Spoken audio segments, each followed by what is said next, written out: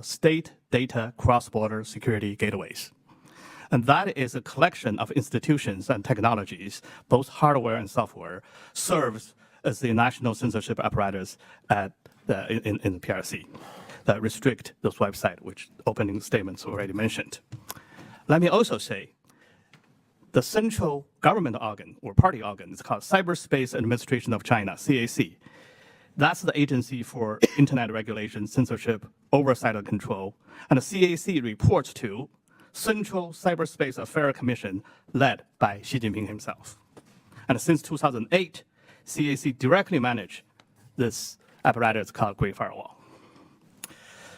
Let me also say that the Chinese, in a more broader sense now, Great Firewall, the CCP always thought legitimized the regime by shaping public discourse, mobilizing support, and suppressing dissent.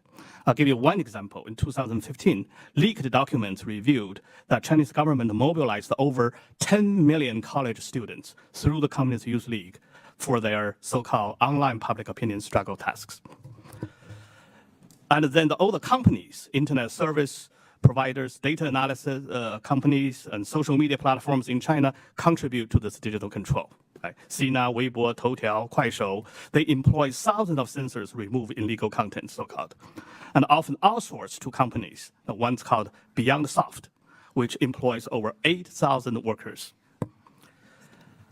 But what's the Great Firewall, that critical piece on the gateway? Because the entire censorship propaganda mechanism in China, controlling both traditional and social media, relies on Great Firewall for this information security. Without it, the suppressed content could become accessible again by the Chinese public. Now, we also talk about circumvention of the Great Firewall.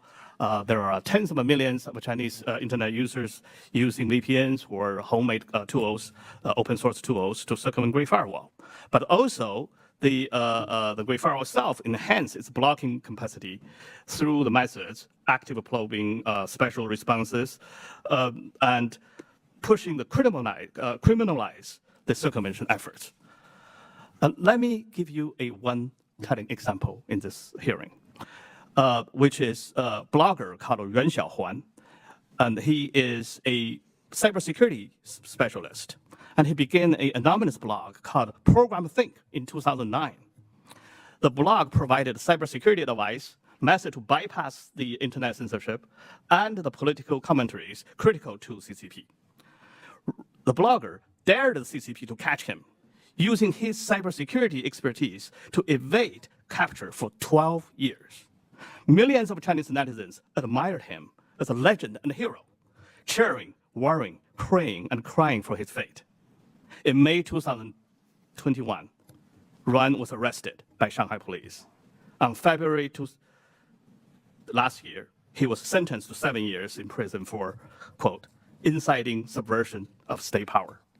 And I want to use this opportunity to call American Congress members to nominate him, along with Peng Lifa, the bridgeman, the protester at Stone Bridge, on October 13th, 2022, two of them, for the 2025 Nobel Peace Prize in support of the Chinese people's struggle for human rights.